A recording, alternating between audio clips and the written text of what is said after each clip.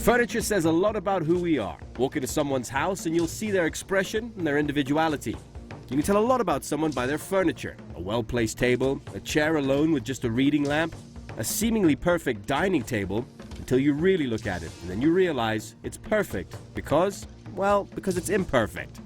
These imperfections are what gives furniture its character, makes it different from the next piece, and this is the place to find it. Kenya, with its perfectly imperfect way of life. Get it? Don't worry, you will.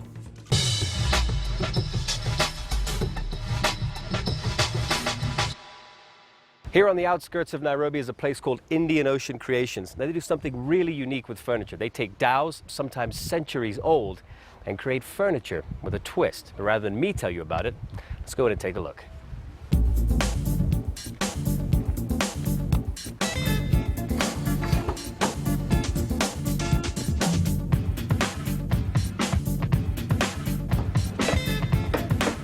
Hilda? Hi, Free. How are you doing? Good, thanks. So this is it. This is the workshop.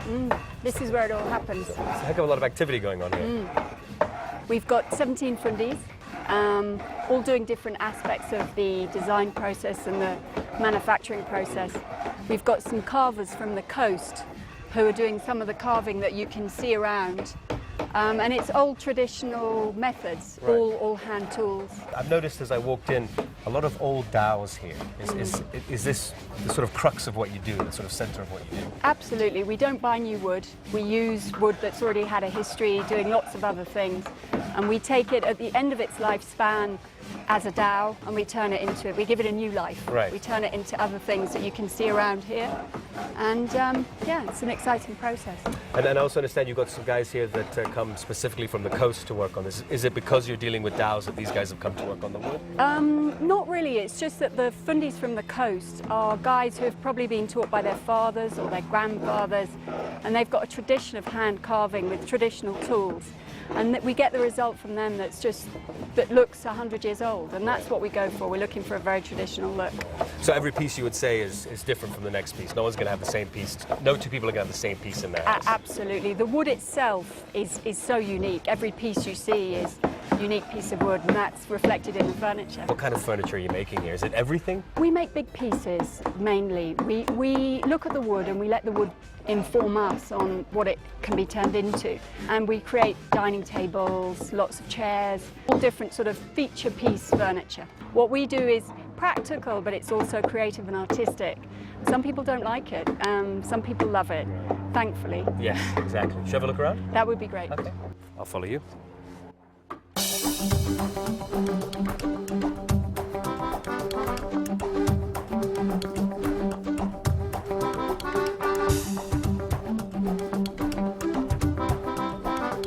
It was like being in an old shipyard with the sound of foghorns, the smell of the ocean, and that feeling of uncertainty.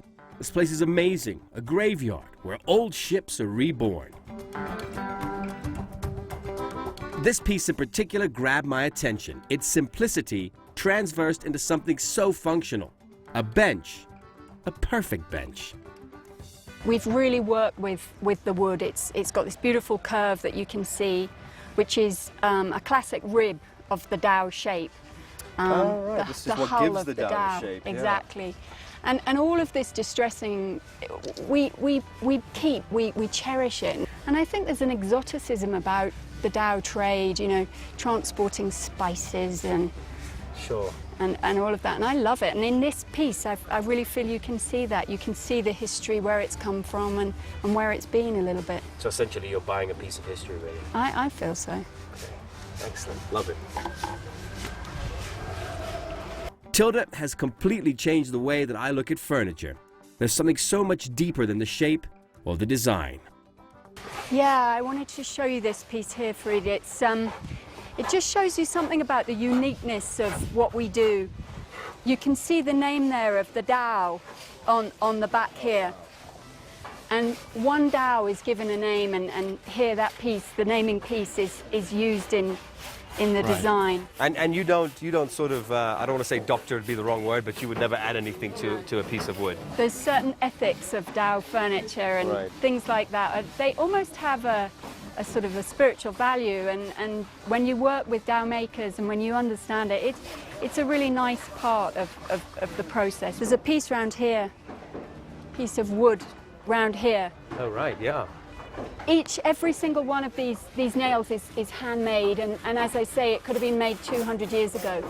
And we feel these are features, and as much as possible we try and retain the nails in the finished piece. It's amazing. And you've got a shop just up the road from here. We've got a shop up Should we the have a road. look at that? That would be great. Okay.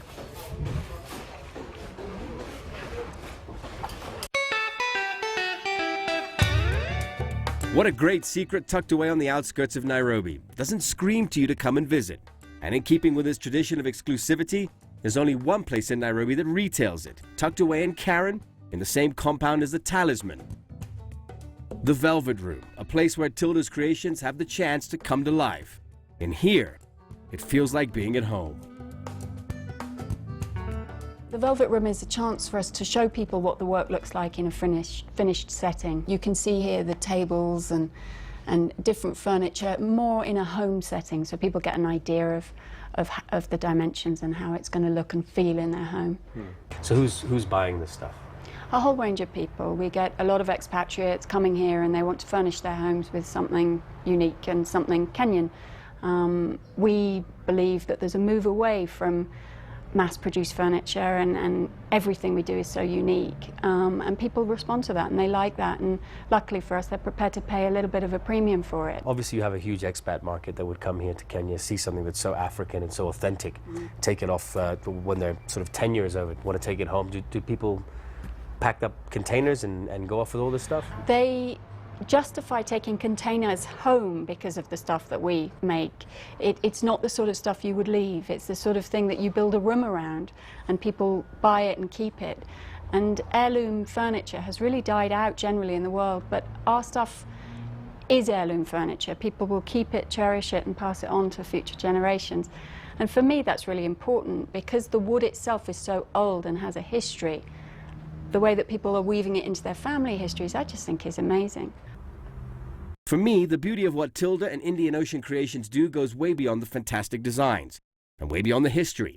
I love the fact that their approach to their furniture is subtle and organic. So subtle that I would have never known about it, had I not been invited to learn more about what Indian Ocean Creations do. You know, everything about Indian Ocean is unique. Each piece is slightly different to the next. Get a couple of these items in your house. Next time you have guests over, it'll be your furniture that tells a story.